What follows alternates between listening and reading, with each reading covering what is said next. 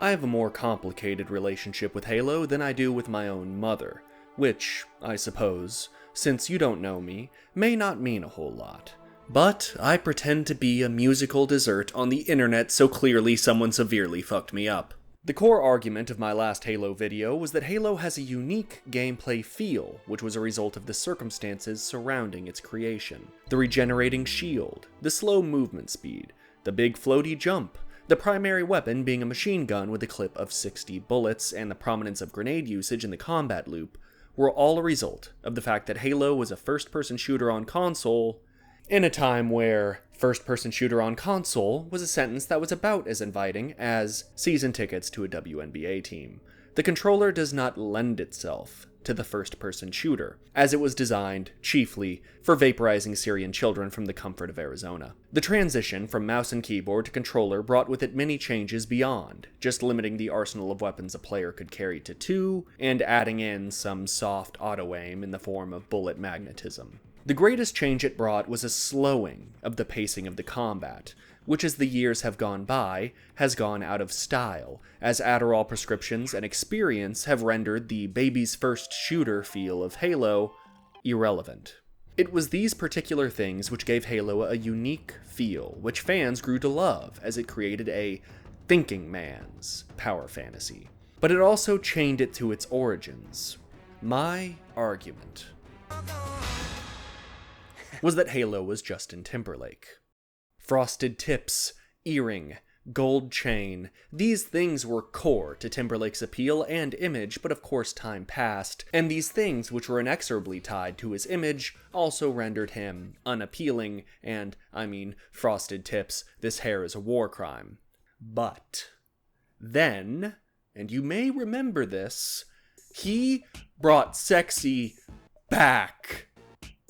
Bring sexy back? What does that mean? It will be gone and he'll bring it back. Justin Timberlake shed these things which were core to his image and appeal and became a massive star again until, he did this thing. I don't know what this is, but it is not sexy and is therefore unforgivable. Regardless, the issue with Halo was that dedicated Halo fans liked the frosted tips and chains.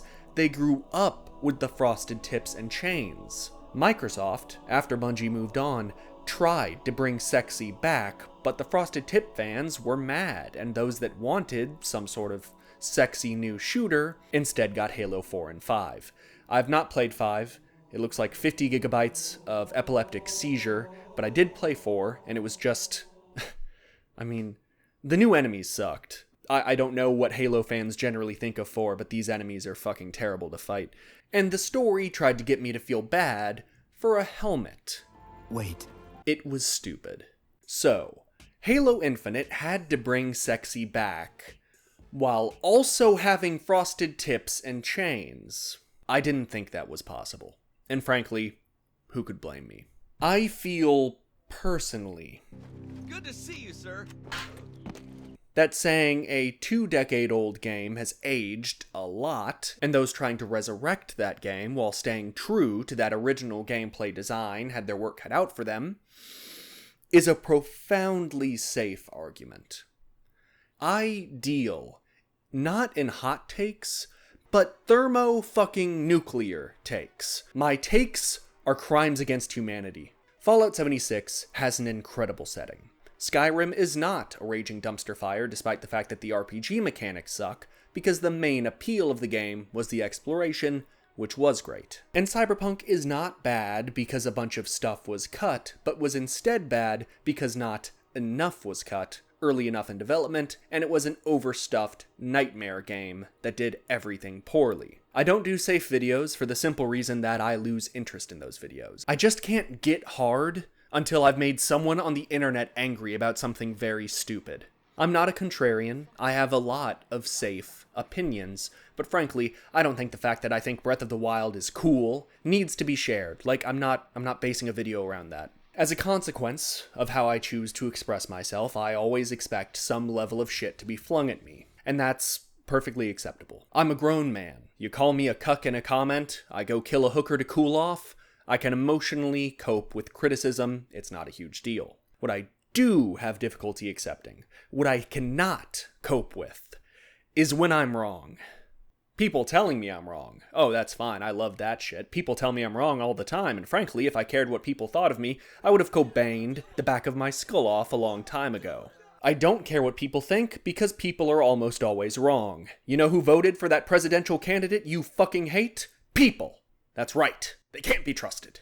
But when I disagree with something that I said in the past, oh my god. I think that was wrong? Who am I to disagree with me? So that video had essentially two distinct parts. Number one, Halo has aged a lot. And number two, Halo Infinite cannot recapture the feel of the original trilogy and be a huge success. It's one or the other, and what do you think Microsoft is gonna fucking pick? I believe the first part of that video is infinitely stronger than the second, as the second part is extrapolation. Trying to predict the future is not easy, and I should know, because I refuse to buy Tesla shares, $1 trillion market cap, you're on meth, go fuck yourself. And the weakness of the second part grew weaker by the day. At E3, Infinite looked good. To Halo fans, certainly. Even the ones whose opinions I respect for some reason. Which is like 3 of them, but still. Then, the multiplayer beta dropped. Old fans liked it, and you know what was really crazy? I liked it too. It was fun, although I'm not a multiplayer guy at all, so there was a really low ceiling on how much fun I could have had with it. The beta I played threw the sandbox nature of the game into sharp relief and had me reflect on the fact that as a sad and lonely man, I didn't really see the sandbox in the single-player campaigns of earlier games, and I therefore missed a significant portion of what Halo fans enjoyed about these games. I'm a single boy who plays single player, and while that sandbox is still there in single player, it's not that prominent. It's hard to appreciate beneath the floaty-ass controls and dated feeling of the experience as a whole. But it's mostly hard to appreciate because, by the nature of the campaign's linear design... Whoa there, player! Sure, you can take the Banshee, or walk. I'll take the alien spaceship with the lasers on it. Alright, stud. Just as long as you're expressing yourself. Single player is a fight in which what tools available to the player and enemies are set by the developers. Weapons, vehicles, enemies, abilities, there's a pretty low ceiling on player expression. This elite is going to stand right here and use this gun. You can only fight him in a few different ways because you've only been given access to a few specific weapons, grenades, and or vehicles by this point in the level. It's pretty static.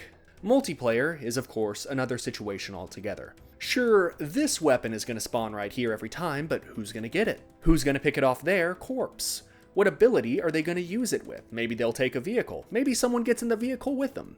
The mix of abilities and weapons and vehicles is at the forefront of multiplayer, and it was always fun for me, finding the most creative and unique way to get fucking curb stomped. Infinite's move to an open world facilitates the sandbox and removes nearly all traces of developer dictation. Bungie's games, due to the nature of the linear design of the campaign, restricted how many tools you had access to. Halo Infinite gives you every tool at once. No player is going to touch this game and think, where's the sandbox everyone's always going on about?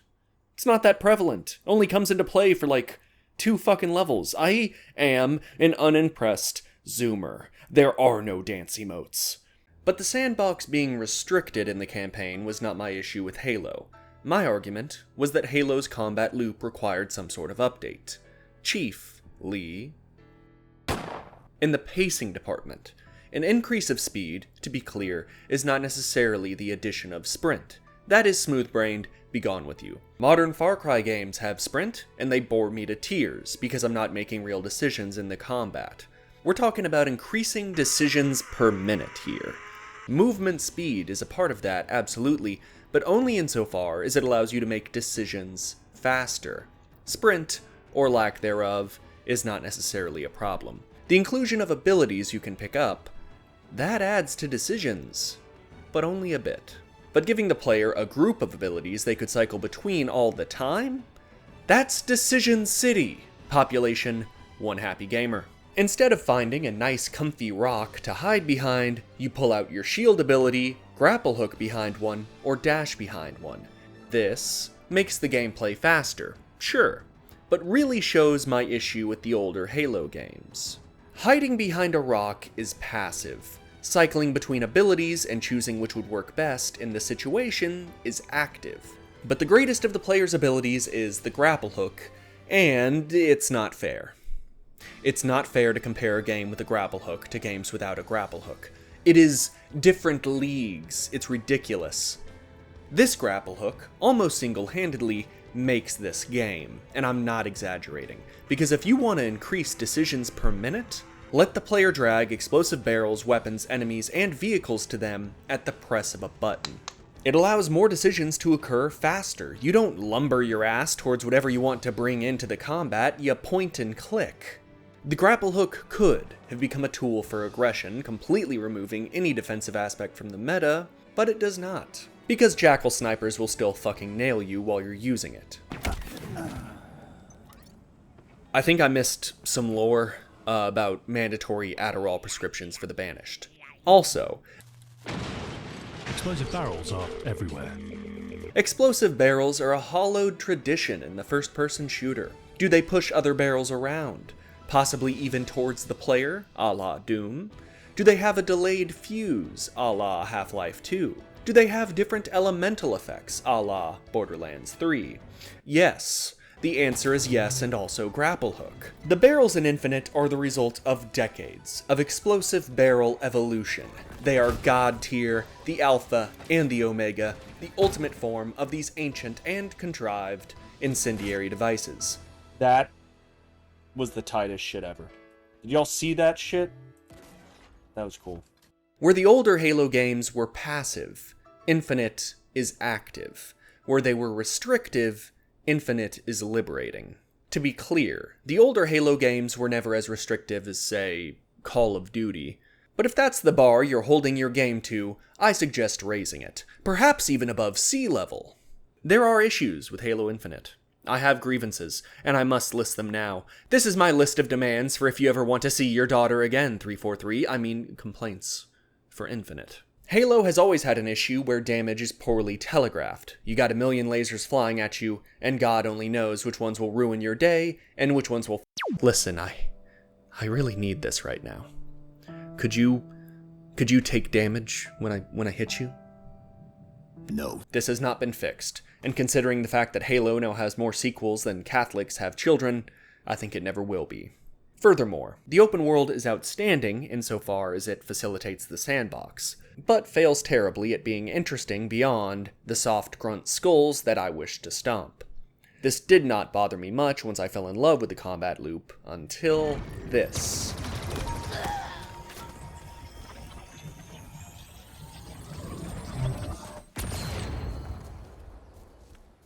This thing is old, very old, and full of data. Well, if you can call it data. This is really cool, and it adds an element of ancient intrigue to the world. You weren't supposed to do that!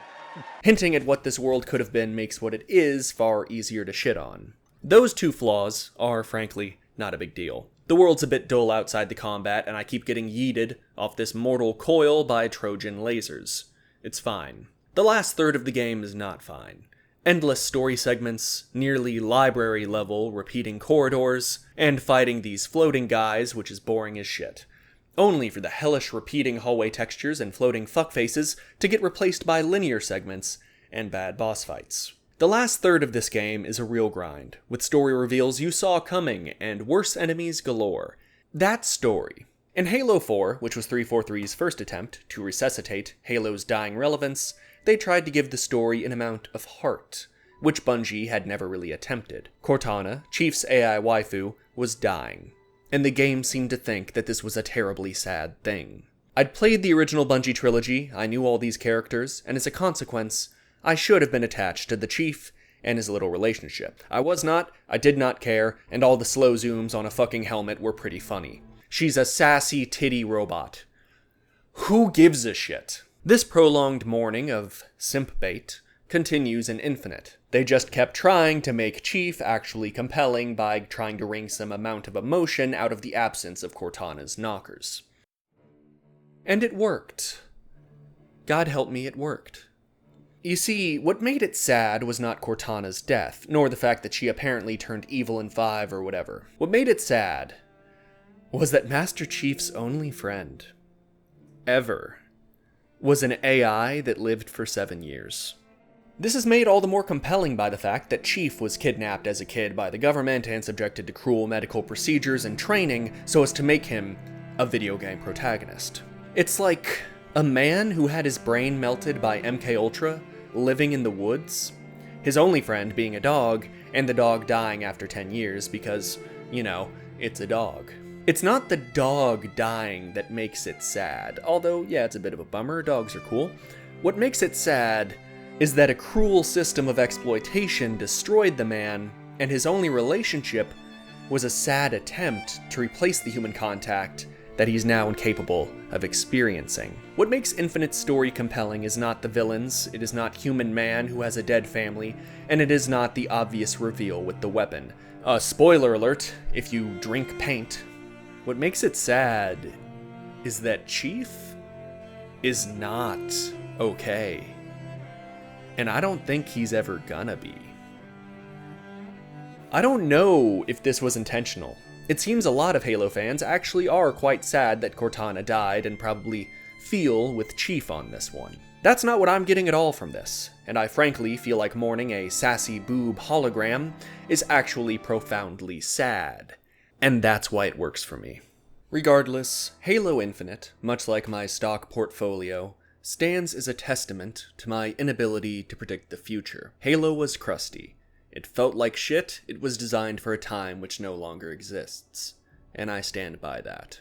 It was passive and floaty, and I've played many shooters from before and around the time of its release, which felt a million times more fun, because it's not about your movement speed. It's about how many decisions you're making, and whether or not those decisions matter. In the case of Infinite, they do, and I severely underestimated 343's ability to update an old formula. I've said that Halo isn't infinite, but I think I was being too hard on what Halo was. I was so focused on its ancient foundation that I could not see the outstanding house which could be built upon it. 343 could, and did. I've tried to show to Halo fans what Halo looks and feels like to someone with no nostalgia. No rose coloring in the lenses of their glasses, and no attachment to a landmark series, which has struggled to find its footing for the past decade. As someone with little, if any, fondness for Halo as a franchise, this may, in fact, be something worth being concerned about, but I truly adore Halo Infinite. Its combat is everything that a shooter's combat should be. It, much like Doom Eternal, understands that a player that is not thinking is a player that is not having fun. I'm glad to see another old dog learn some new tricks.